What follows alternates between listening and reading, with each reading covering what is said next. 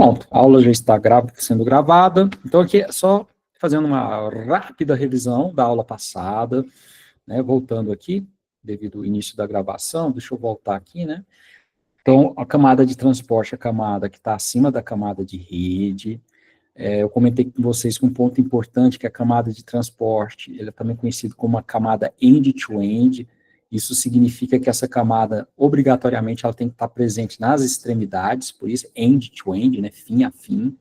O núcleo da rede, né, para transmitir os pacotes de rede, então ela tem que implementar obrigatoriamente a camada física, a camada de link, a camada de rede, e presente nos dispositivos finais, nos end devices, né, a camada de transporte.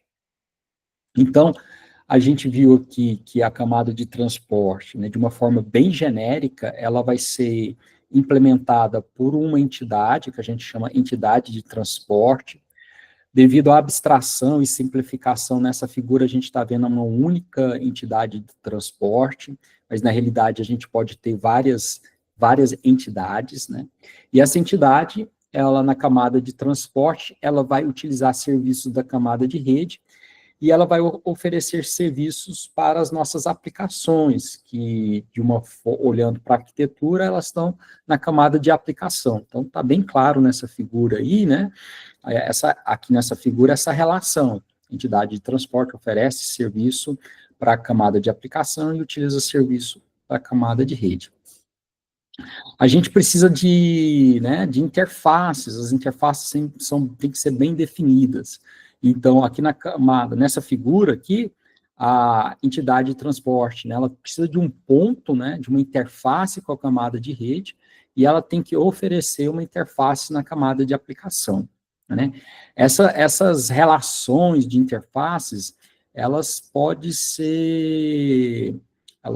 ter várias, como que a gente fala,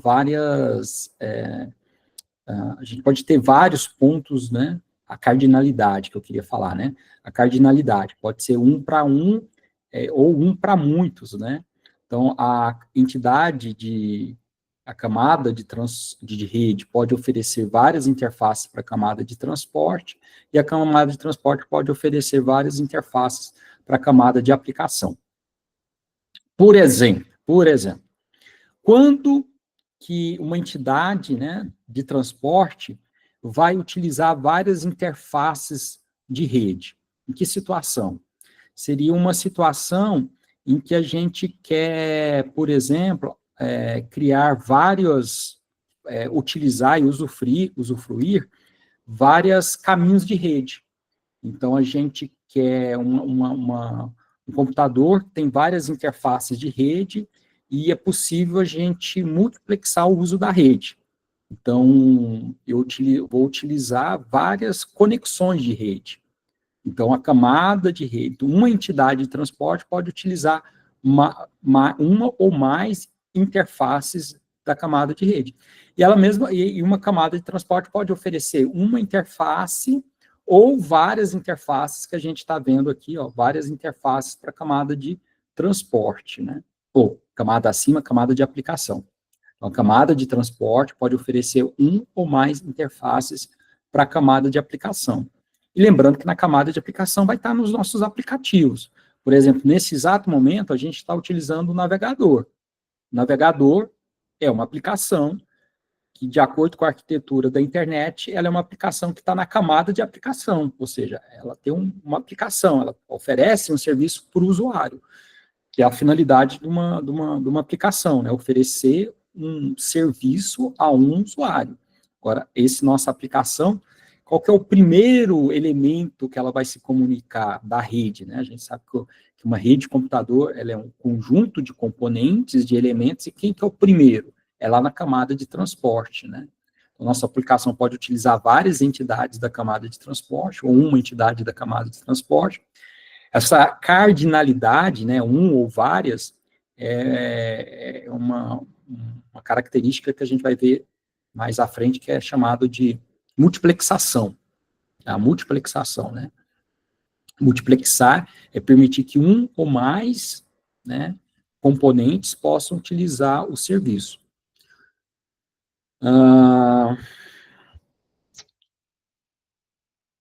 Então, a gente falou disso na aula passada. Esse aqui é um diagrama para ilustrar, né? Ela não é exatamente assim que acontece na vida real, mas aqui é só uma questão didática para a gente entender, né, que os segmentos da camada de transporte, eles são encapsulados num pacote de rede, um pacote de rede encapsulado num quadro Ethernet, né? Aqui, nessa figura, mostra o encapsulamento, né? Esse processo visualmente, de um estar dentro do outro, né? Lembra lá que em rede de computadores, a gente faz até a analogia da carta, do envelope, né? Isso é uma forma ilustrativa de explicar. Na rede, na verdade, tudo que a gente vai transmitir é uma sequência de zeros e uns. E as camadas sabem os cabeçários, né? Pela estruturação, pela estrutura, né? Se a gente está utilizando o Ethernet, tem uma estrutura. Se a gente está utilizando o IP, tem uma estrutura. Se está utilizando o protocolo TCP, tem uma estrutura.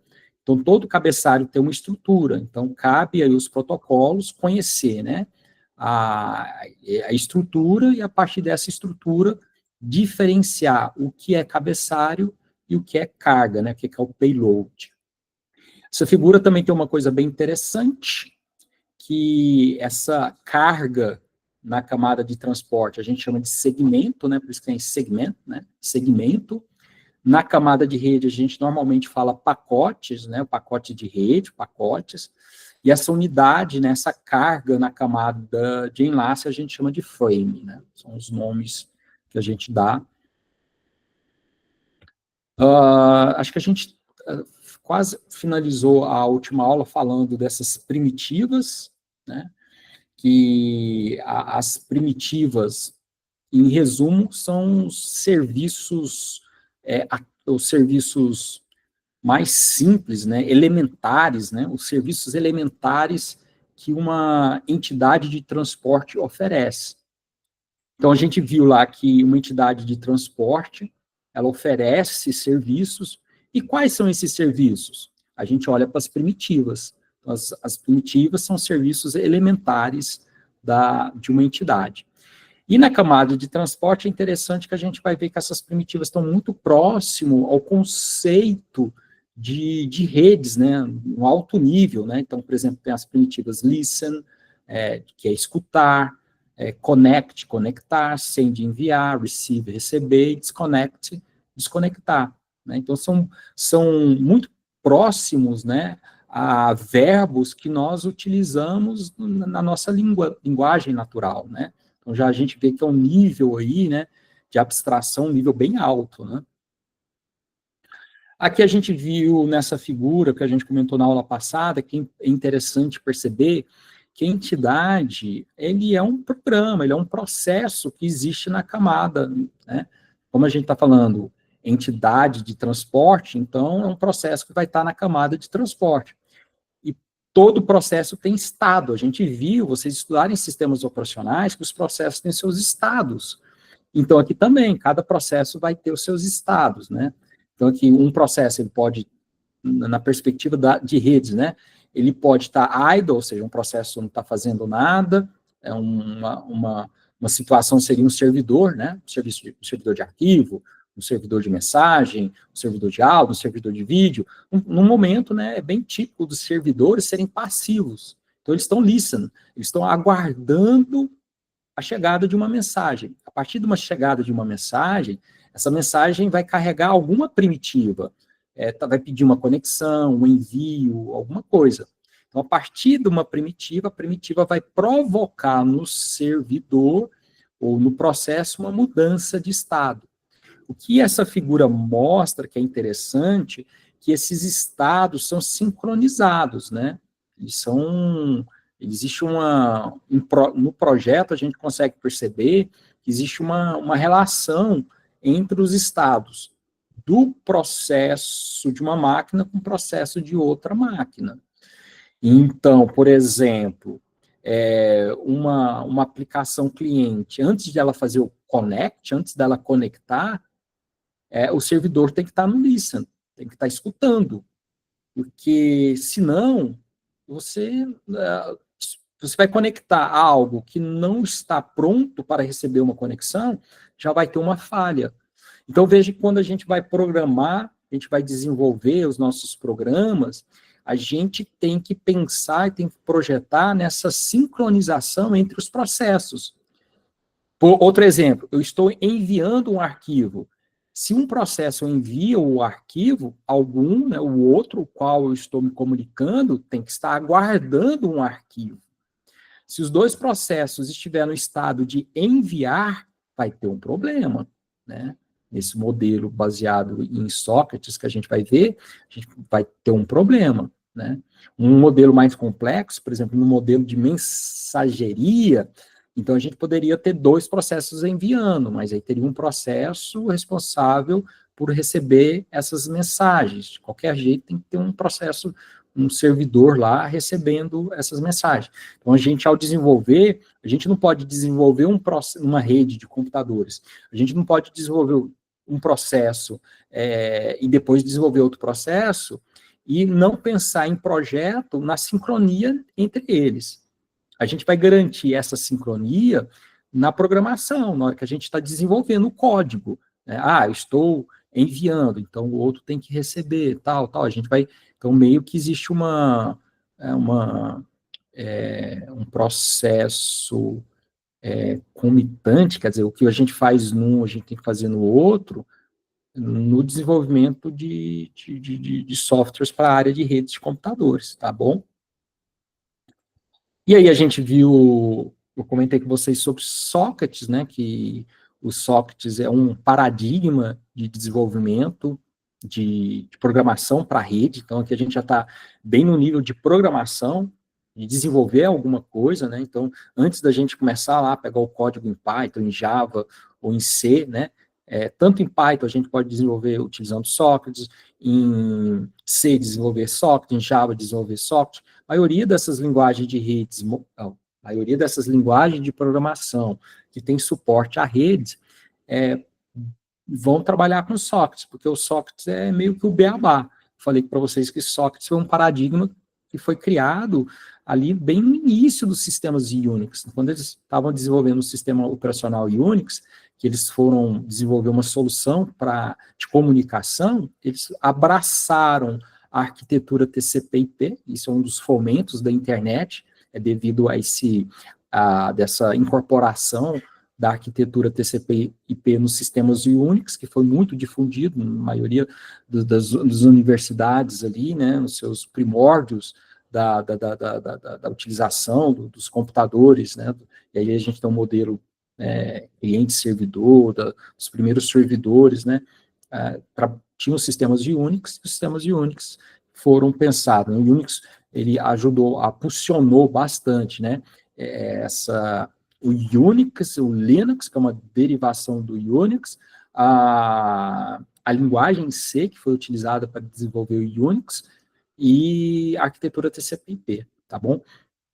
Então, nesse paradigma, né, em sockets, a gente vai encontrar essas primitivas, essas que vocês estão vendo na tela aí, né, socket, né, que é para criar um socket. Então, o socket é um recurso que o sistema operacional vai criar, é a maneira pelo qual o sistema operacional vai gerenciar e vai modelar a relação entre dois processos numa rede, né, através de sockets.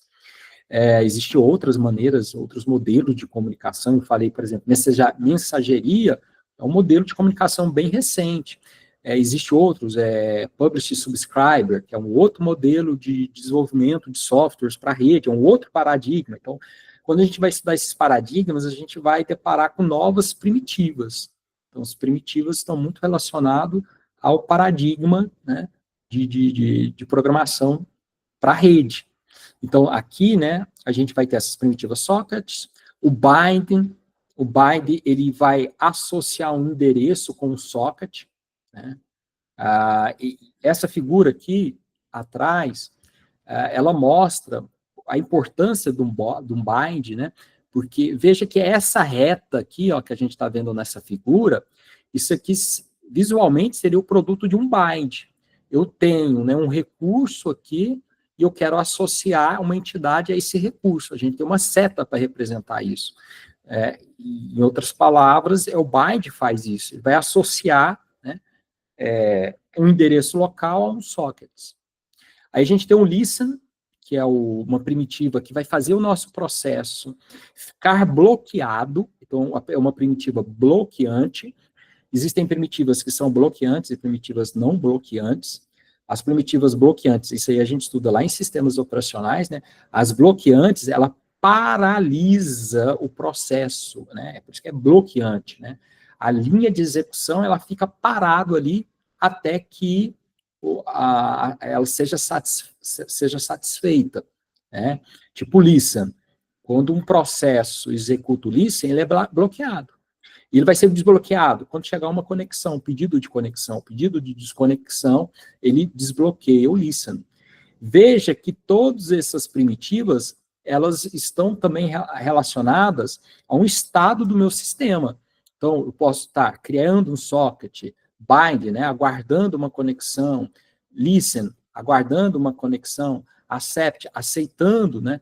Então, a execução dessas primitivas vai provocar a mudança de estado de um processo. Então, accept é aceitar uma conexão, né? Alguém fez um pedido de conexão, você pode aceitar ou não. A primitiva accept é a que você vai utilizar, se você vai aceitar aquela conexão ou não. E a gente pode aceitar ou não uma conexão por políticas. Aquele IP é válido, aquele usuário é válido, enfim, você vai ter uma política para aceitar ou não uma conexão. Né? O connect, né, é o processo de estabelecimento de uma conexão, uma vez que foi aceito o pedido, então vai um processo de conexão. Isso vai ser só utilizado em protocolos orientados à conexão. Na camada de transporte, a gente vai ver que existem protocolos orientados à conexão. O principal deles é o TCP, né, que é o protocolo orientado à conexão. Existe o protocolo não orientado à conexão, que é o UDP, então são os dois maiores, né, os principais protocolos da camada de transporte, que a gente vai, inclusive, os dois únicos que a gente vai estudar aqui, assim, de uma maneira mais detalhada, o TCP e o UDP. O send é para enviar, né, enviar um segmento, né, o receive para receber e o close para desconectar ou fechar uma conexão, né, liberar uma conexão, né, fechar, liberar, são termos que a gente utiliza. Aqui, esse exemplo aqui que é retirado, né, do Tannenbaum, né, que é um exemplo de um código cliente, de um código servidor, utilizando, né, essas primitivas. Aí eu comentei que eu quero trazer, né, queria trazer na última aula, queria trazer esse código aqui baseado em Python, né? Por quê? Por vários motivos. O primeiro motivo, porque a gente vai trabalhar com Python em redes 1 e redes 2, né? Então, é a linguagem que a gente vai trabalhar, e é uma linguagem mais alto nível do que C, né? Que C tem umas coisas ali que não é de socket, não é do paradigma.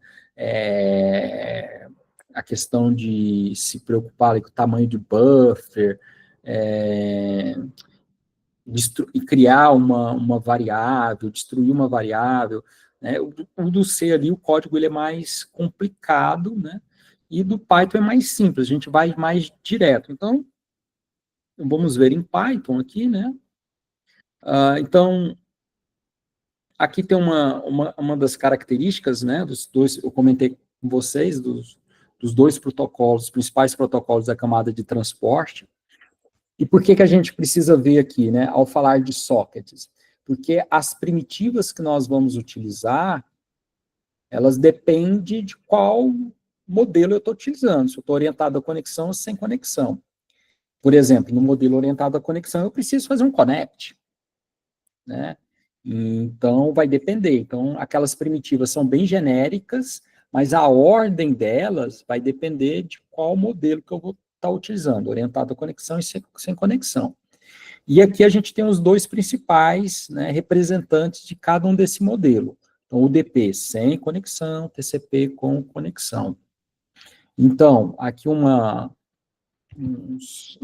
pontos chaves do protocolo UDP, né? O UDP vem de User Datagram Protocol, né?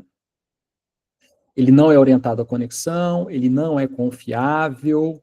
Então, o protocolo DP, por ele não ser confiável, significa que as mensagens não são enumeradas, não há uma preocupação de confirmar mensagens recebidas, né? Então, a gente não vai encontrar nesse protocolo nenhuma preocupação de enviar o ACK, né? Que a gente estudou lá no controle de fluxo, o ACK, o erro, né? Nada disso.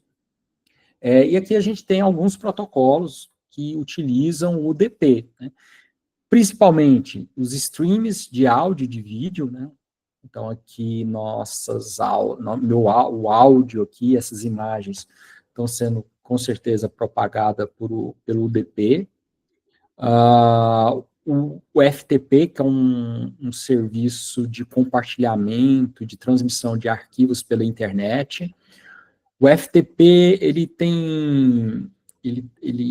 é um serviço que tem origens lá no Unix, né? Sistema operacional Unix, que ao longo do tempo ele perdeu importância à web, porque hoje muito das transmissões de arquivos na internet se dá através do próprio protocolo HTTP, que tem suporte a isso, né? O nosso driver, e pelo drive do Google Drive e outras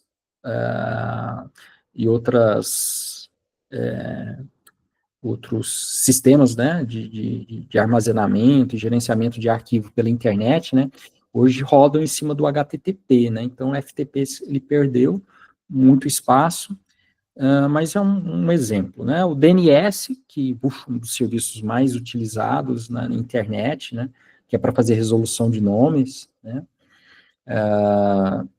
e o NFS, né, que também é um outro serviço de compartilhamento de rede de arquivos na internet também.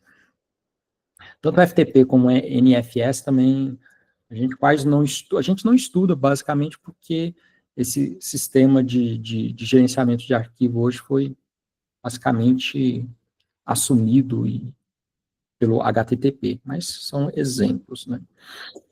Aqui a gente tem um código, deixa eu maximizar aqui para facilitar aqui vocês enxergarem, eu acho que aqui fica bom, né? Então, aqui que é interessante, porque trabalhar até, explicar com Python, porque, veja bem, aqui no DP, com 6 linhas, a gente tem um código cliente para enviar uma mensagem, né, na rede. Então, no Python, a gente tem que importar essa biblioteca socket, né, que o nome é bem sugestivo, né, que é o modelo de programação que a gente está utilizando, né, o socket. Essas duas linhas, a segunda e a terceira, nem precisaria delas, mas aqui elas estão para facilitar a leitura, mas ali a gente tem o endereço IP, né, ali, UDP IP address, na linha 2, é o endereço IP do servidor, né, ou da máquina que vai receber essa mensagem. Aí depois a gente tem ali a UDP port, NO, né, número, né, que seria 6.789, né, 6789, a gente costuma muito em redes, né, falar os dois números, assim, 6789, acho que é mais fácil a memorização e a leitura. Essa é a porta, né, a porta é justamente um número que vai identificar a aplicação que vai receber essa mensagem na máquina destino, né.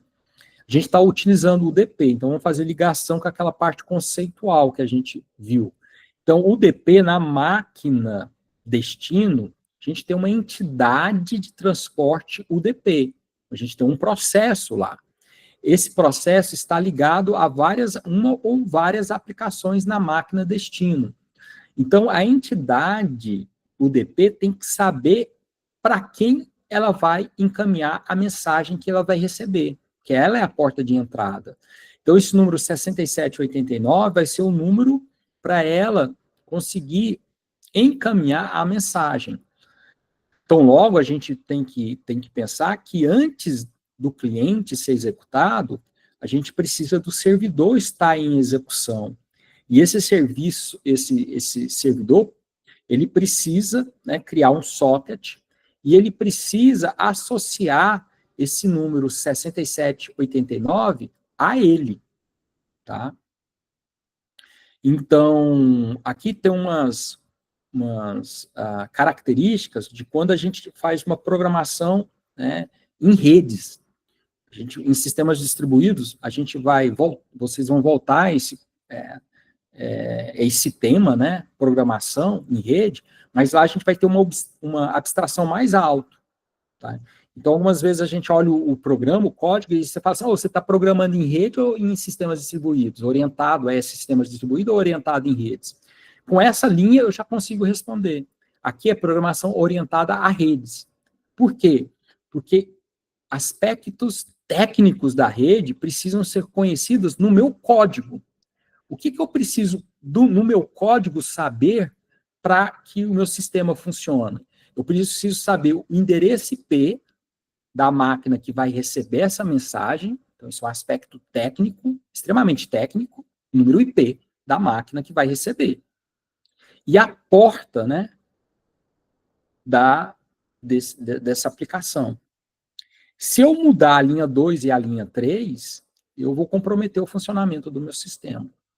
Um aspecto técnico que compromete o funcionamento do meu sistema.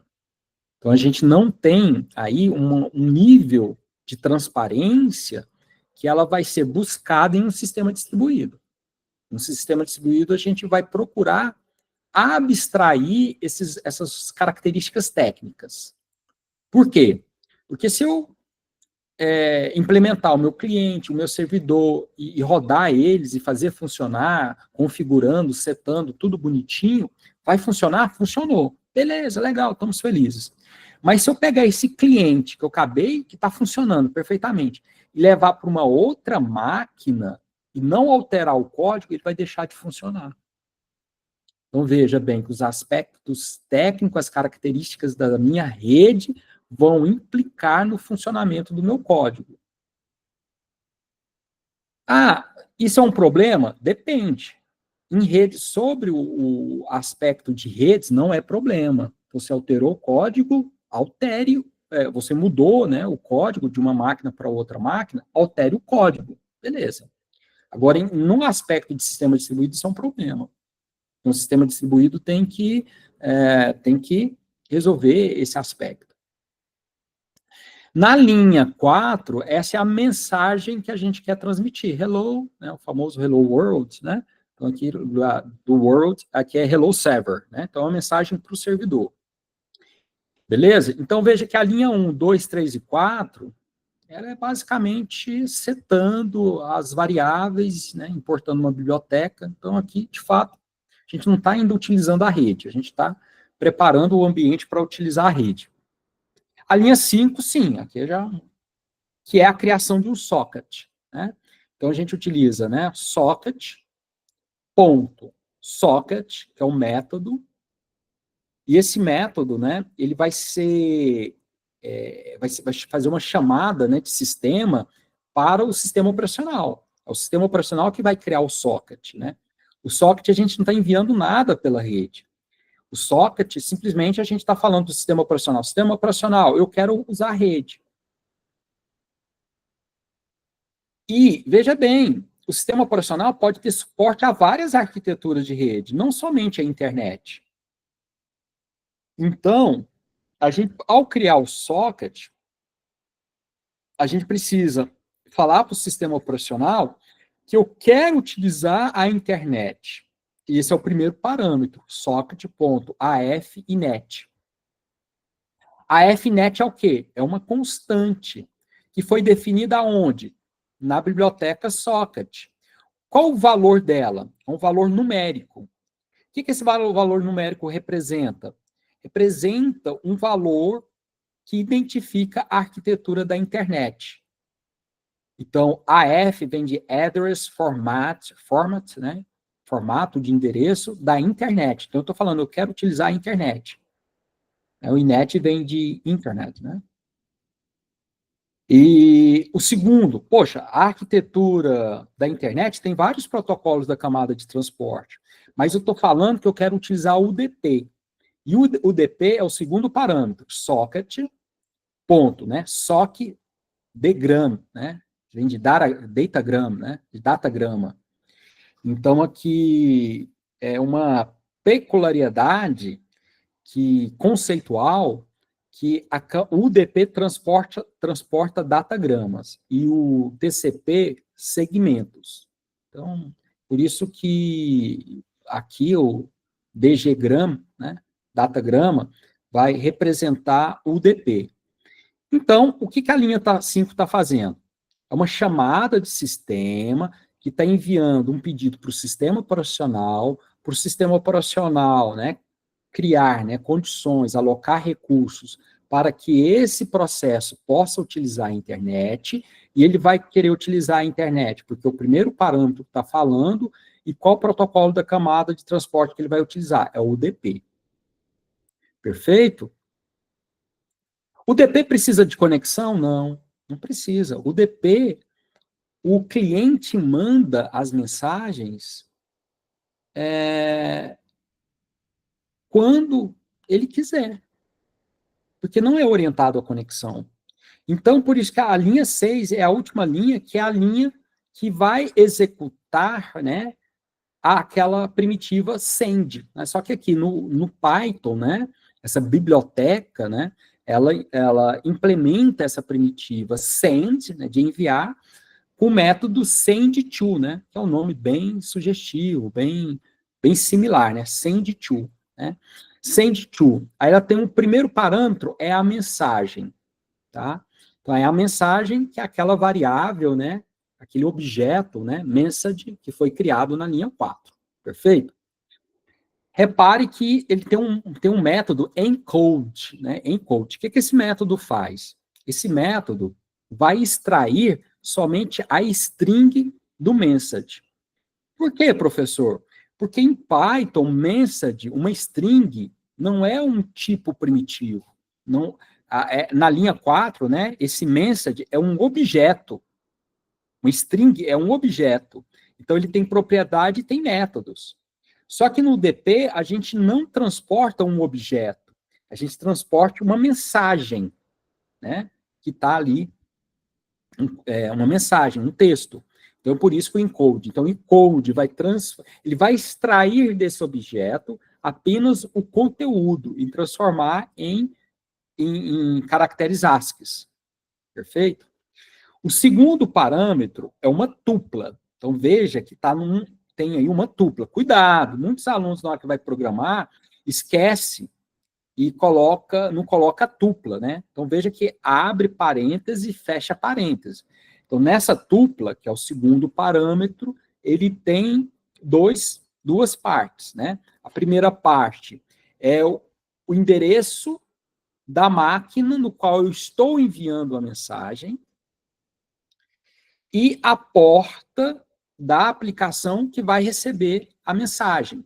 Então, o primeiro parâmetro identifica a máquina, o IP, e o segundo parâmetro identifica a aplicação que está naquela máquina. Logo, entende-se que ao executar esse cliente, o servidor tem que estar rodando. Se o servidor não estiver rodando, não tem ninguém para receber essa mensagem. Essa mensagem vai ser perdida. Pergunta: se o servidor não estiver executando e eu executar o cliente, o que vai acontecer? O que vocês acham que vai acontecer? Vai acontecer uma exceção, vai acontecer uma exceção, o programa ele vai ser abortado, então vou colocar no chat aqui as opções. Vai acontecer uma exception. 2, vai um erro. Ele vai receber uma mensagem de erro. 3, vai acontecer nada. O que vocês acham? Uma exception, um erro, ou não vai acontecer nada?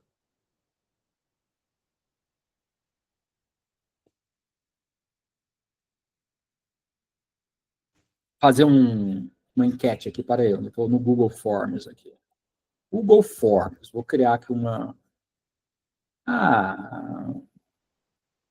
melhor. Vou lá no ser mais rápido, vai ser no WhatsApp. Saca só.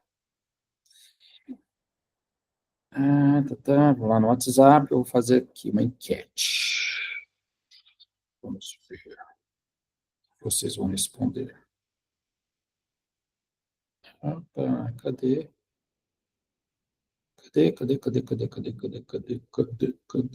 Aqui.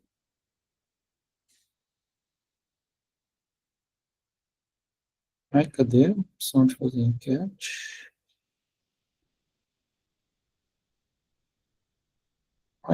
Ai, cadê? Sumiu. Achei. Tá aqui. Enquete.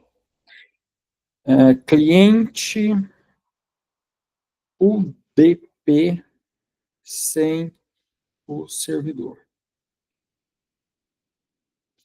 Aí aconteceu uma exception.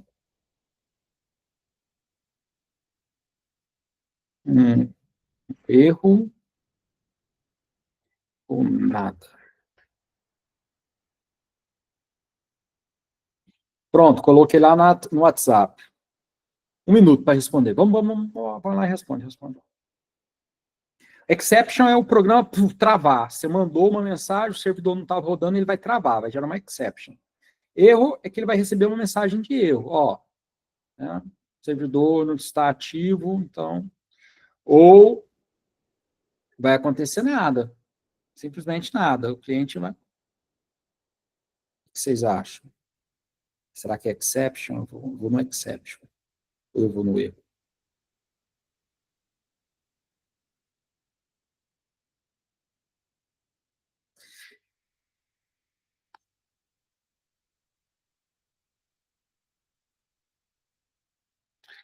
Beleza. É isso aí, que a galera tá no caminho certo. É justamente nada. Não acontece nada. Nada. Que tédio. Professor, mas o servidor não estava ativo. UDP. UDP é isso. Não é confiável. E aí a gente entende o que é um protocolo não confiável. Tá? Agora vamos olhar o código do servidor. Percebam que também é tão simples quanto. Tá? Vamos ver aqui o servidor. Então, ó, o código do servidor. Então, o servidor, perceba, a gente, como um código, né, similar como do cliente, a gente tem que importar o socket, a linha 2, a gente vai o endereço IP. Ó, uma pergunta interessante. Por que, né, olha, se eu vou executar uma aplicação, um aplicativo, um servidor, vou executar o servidor, por que eu tenho que dizer qual é o endereço dele, o endereço IP dele? Porque, olha, se minha máquina tem um endereço IP, e se eu executo um servidor, então, naturalmente, o processo vai rodar em cima daquele endereço IP. Então, por que eu preciso dizer endereço IP? Por que no meu programa eu tenho que te falar, eu quero, o endereço IP é isso? Alguém sabe dizer aí?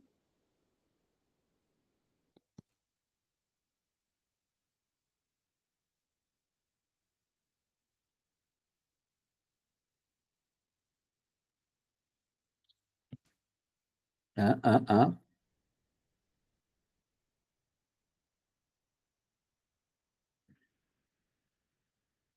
Temos 19 alunos mudinhos. Quando vocês pensam, lista de presença. Eu vou colocar uma mensagem lista de presença e quem estiver presente, escreve presente abaixo aí no chat, só para registrar a aula. Porque quando a gente grava a aula, o histórico do chat fica disponível. Aí, poder acompanhar. Só escrever presente. Beleza. Então, a minha pergunta foi, se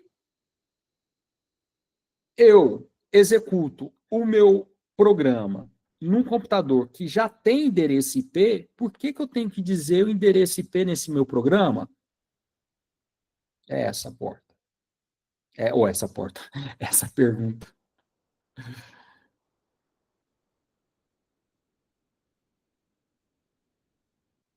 Hein? Porque ele tem que compartilhar o endereço dele com os próximos para ter acesso, ou não? Não.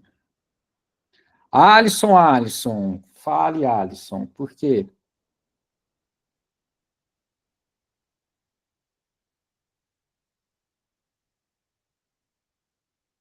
Deixa eu ver quem eu vou escolher aqui. Se não falar, menos um ponto. Vamos pegar o Yuri.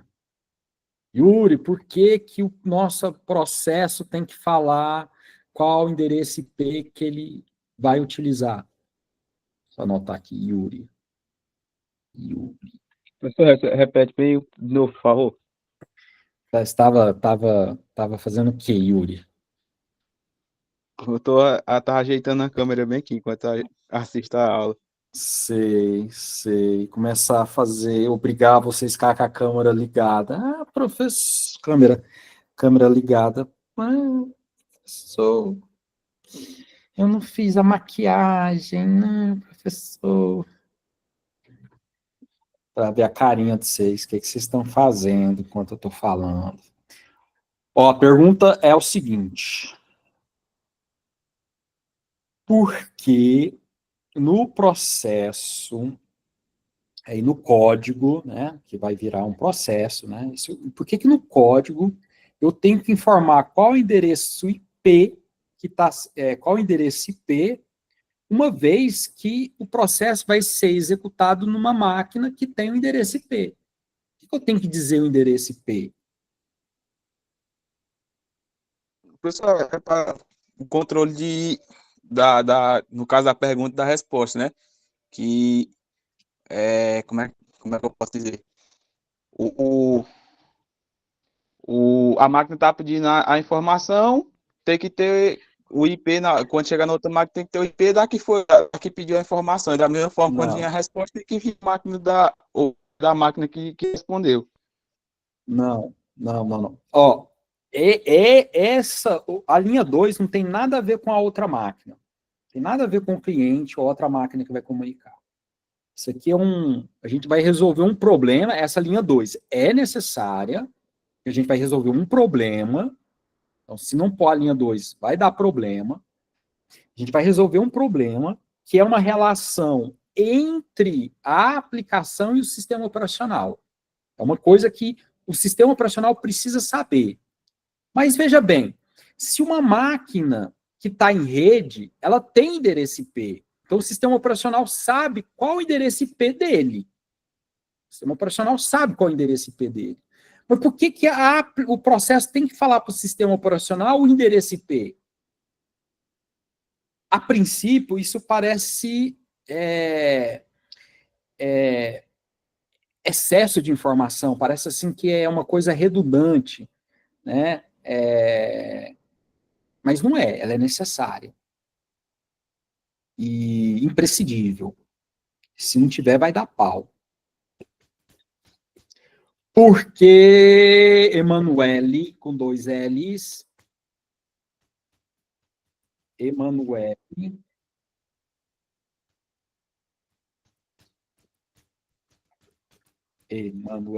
Seria por motivo de segurança? Não. Temos uma resposta certa. O Alisson respondeu certo aí, ó. Por quê? Na camada de rede, porque um computador pode ter mais de um endereço IP, e cada endereço IP está associado a uma interface. Qual interface que você quer utilizar? A gente está falando aí quando a gente atribui o endereço IP. Entendeu? Um computador pode ter várias interfaces de rede. Cada interface tem um endereço IP. Então, o processo está dizendo qual interface que ele quer utilizar. Por isso que eu tenho que setar o endereço IP. Entenderam? Sim. Então tá bom. No caso, Entendeu, né? a gente percebeu quando a gente ia usar aqueles comandos de IP, né, pra gente pegar, a gente via vários lá Aham. IPs. quando a gente fazer Isso. aquele teste do semestre passado. Foi nessa parte aí que eu peguei. Uhum. Beleza. Alguém lembra ainda de alguma coisa de rede Zoom? Beleza. A 3, veja bem, aqui tem um conceito semântico diferente do cliente. Presta atenção, vocês aí, ó. Agora eu vou colocar a câmera aí, que eu estou sentindo que vocês não estão prestando atenção, não. Lá no cliente, a porta que a gente setou é a porta do servidor que vai receber a mensagem, certo? Agora aqui eu estou programando o servidor. Então, essa porta é o número que o servidor vai rodar. É o número que o servidor vai falar para o sistema operacional. Quando ele criar um socket, quando ele, né, a gente criar o socket, essa porta, ela vai ser entregue ao sistema operacional e o nosso processo vai falar assim: sistema operacional, a partir de agora, toda mensagem que você receber é destinada ao processo 6789, entregue para o papai aqui, para mim. Eu que vou receber essa mensagem. Entenderam? Então, a linha 3, a gente, né, esse processo, né, ele vai dizer ao sistema operacional a porta que ele vai estar escutando, né? Então, veja bem que esse escutando aí, né, nada mais é do que a gente está informando para o sistema operacional, porque é o sistema operacional que recebe as mensagens de todas as interfaces, ele vai armazenar isso numa fila, depois ele vai fazer um processo de entrega. Então, o sistema operacional, na hora que ele pegar uma mensagem, ele vai falar assim, essa mensagem aqui, ela é destinada ao 6789. Tem alguma aplicação, algum processo rodando e aguardando, né, que a gente combinou isso? Tem, 6789. Aí ele entrega essa mensagem, tá? Então, a linha 2 é justamente isso, ó, a criação de um socket. Então, veja bem, que a criação de um socket, a gente não está utilizando a rede, não está transmitindo nada. É só esse acordo que vai ser feito entre o sistema, entre o processo, né, que é ao rodar ao executar essas linhas, né, vai se criar um processo, e esse processo vai dizer ao sistema operacional, primeiro parâmetro, eu quero utilizar a arquitetura TCP/IP. Segundo parâmetro, eu quero utilizar o protocolo datagrama. Linha 5, ele vai fazer um bind. Veja que agora o processo servidor precisa fazer um bind. Ou seja, o que é um bind? Bind, em inglês, é associar, linkar. Então, o bind ele está falando para o sistema operacional, né, que ele vai ser um processo que vai aguardar mensagens que vão chegar por essa interface, que é o primeiro parâmetro, né, que é o 127.0.0.1, e na porta 6789. Por isso que o bind é um só parâmetro. É um parâmetro, que é uma tupla, mas a tupla ela é dividida em duas partes, beleza? Então, cuidado também com os parênteses, tá? Algumas vezes a gente esquece, né? Dos parênteses, mas ele é um parâmetro, e o parâmetro tem dois parâmetros, né? Porque é uma tupla. Beleza. Então, a gente cria o socket, faz o bind, que depois, o nosso programa é extremamente simples, ele vai ficar um loop infinito, while true, quer dizer, um loop infinito, em que ele vai ficar aguardando uma mensagem. Então, na linha 7, a gente tem esse método receive from, né, que é receive, que é receber. Então, esse método, ele é implementado no módulo, no pacote socket, que é uma implementação do receive, da primitiva receive. O que a primitiva receive faz? Receber uma mensagem. O que é 1024 é o buffer, tá? Então, esse 1024, então, é um parâmetro que a gente, ao executar esse método, ele vai já antecipadamente, o sistema operacional vai alocar 1024 bytes para a mensagem. E se a mensagem for mais de 1024 bytes, vai ser perdido? Não. O sistema operacional vai alocar em tempo de execução mais espaço. Qual que é a vantagem da gente passar esse parâmetro aí? É porque ele já faz uma pré-alocação, tá? Esse tamanho aqui, ele está relacionado ao tamanho das nossas mensagens. Nós, como programadores, ao desenvolver o cliente-servidor, utilizando o UDP, é interessante que a gente tenha uma média do tamanho dessas mensagens e, nesse parâmetro, utilize uma média do tamanho das mensagens. Tá bom? Se for muito pequeno, toda mensagem que é recebida vai se gastar um tempo para alocar espaço, e se for muito grande, a gente vai estar desperdiçando um espaço em buffer, né? Então, tente utilizar um tamanho mais adequado, né? Então, e esse método, ele vai retornar 2 parâmetros.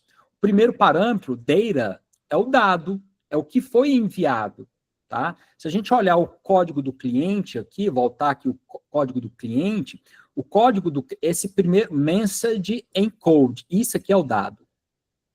É o dado que vai ser enviado, né? Então, essa variável data aqui, né, ela vai conter o dado enviado pelo cliente, tá? E esse ADR é uma estrutura de dados que tem a informação de rede do cliente que enviou, que é a porta e o IP.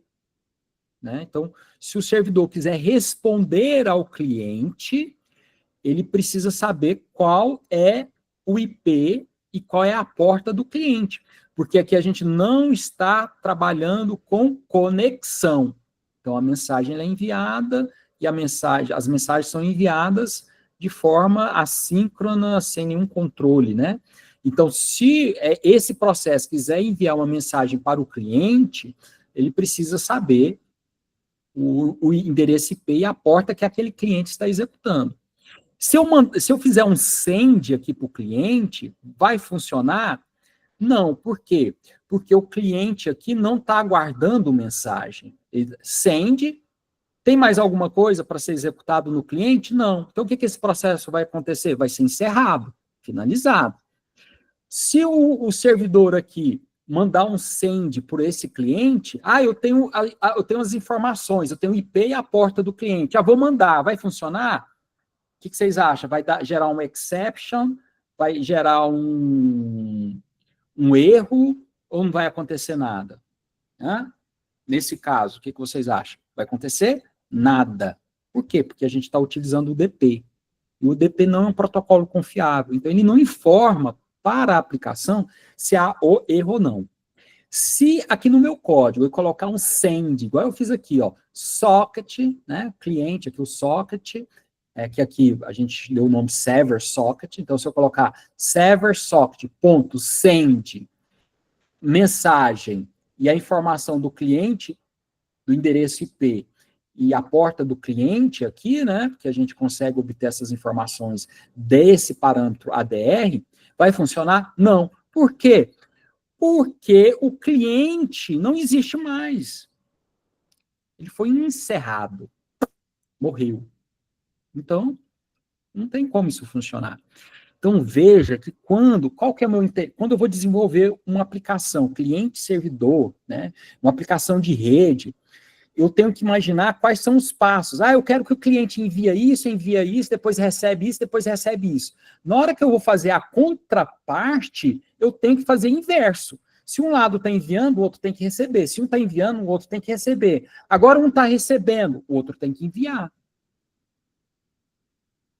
E se eu não me preocupar com essa ordem, agora veja, um programa pode ter várias linhas, pode ter for, pode ter ifs, então a gente pode gerar uma situação no nosso código que pode provocar bloqueios. Então, é por isso que vocês estudam SO ou redes depois de SO. Tudo aquilo que vocês aprenderam sobre deadlock, starvation, estados de um processo, são altamente necessários aqui em redes de computadores. Porque quando eu vou desenvolver um cliente e um servidor, eu tenho que garantir que essa troca de mensagens não vai provocar um deadlock ou um starvation. E diagramas de modelagem é muito importante. Então, o ML aqui, né, vou colocar até no chat aqui, o ML, que é o diagrama de sequência, é importante. Vocês não estudaram rede de Petri, né, mas em redes 2, eu não sei, não lembro se eu falei rede de Petri em redes 1, não, foi em redes 2. Em redes 2 a gente vê rede de Petri, né, que é muito importante, para a gente modelar a interação entre dois componentes numa rede, antes de fazer o código. Imagina um código complexo, com milhares de linhas. Aí, aqui eu tenho que abrir uma conexão e enviar. Aqui eu tenho que abrir uma conexão e receber. Aqui eu tenho que abrir uma conexão, enviar e receber. Você faz o seu código do jeito que você quer. Mas o outro lado está sincronizado? O ciclo de execução do outro processo está no estado compatível com o estado do outro? Então, um processo ele faz um monte de coisa, pum, aí ele faz um send. O outro processo faz um monte de coisa, depois ele tem que estar no receive. Bom, como que você vai garantir que um vai estar no send e o outro vai estar no receive nesses momentos exatos?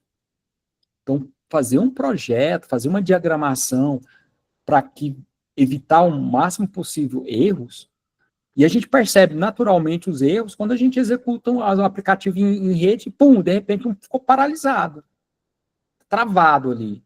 Por que ele está travado? Pode ser uma série de problemas. Está travado por causa do sistema operacional, travado por causa de um problema de leitura de disco, travado por causa de um problema de rede, mas ele pode estar travado porque a tua lógica de programação não considerou que quando você estava enviando ou aguardando, o outro lado estava numa sincronia contigo, numa rede de computadores. Então, muito dos problemas de paralisação de software acontecem falhas aqui na codificação. Então, isso tem que ficar muito, muito claro para vocês, tá? O próximo é o cliente-servidor com modelo cliente-servidor utilizando o TCP, tá? Só que a gente vai deixar isso para a próxima aula. Por hoje é só. E por hoje eu vou deixar como um exercício, exercício para vocês, para a próxima aula, amanhã, né, uma coisa bem simples, tentar implementar, né, o cliente e o servidor, tá? Dá uma olhada aí no Google mesmo, vocês vão achar esse código aqui facilmente. Mas além né, eu gostaria que vocês codificasse aí o cliente e o servidor e rodasse, né? E faça uma experiência aí. Manda uma mensagem, manda 2 mensagens, faça o cliente mandar uma mensagem e o servidor mandar outra, né? Tem uma inquietação aí mental para tentar pegar esse código e fazer umas alterações. O professor está falando que se eu mandar uma mensagem e o outro lado não estiver recebendo, não acontece nada. Será? Vamos fazer isso? Roda o cliente sem estar rodando o servidor. Será que aconteceu nada? Aconteceu, não aconteceu? Tenho essa experiência, tenho esse sentimento. Então, deixo esse desafio, essa atividade para vocês, executar o cliente, né, o DP, o servidor, o DP, e façam essa brincadeira. Façam por exemplo, deixar um desafio aqui. Vou até escrever um enunciado aqui. Faça um servidor UDP para calcular o fatorial. Pronto. Já é uma atividade para amanhã. Então, o que o seu cliente vai fazer? O seu cliente vai enviar um número e o servidor vai receber esse número, calcular o fatorial e devolver o fatorial. Beleza. Simples, simples, simples. Fico com uma atividade para vocês, né? E isso para vocês começar a ter um sentimento da programação orientada, ou sem, orientada a não conexão, né? Sem conexão. Então, veja como que essa relação entre o cliente e o servidor vai se dar pelo código. Então, se você está enviando, o outro lado tem que receber, se o outro está enviando, e vice-versa, tá? Então, percebam isso. Belezinha? Dúvidas, perguntas, questionamento, reclamações? Fale agora, ou deixa para a próxima aula.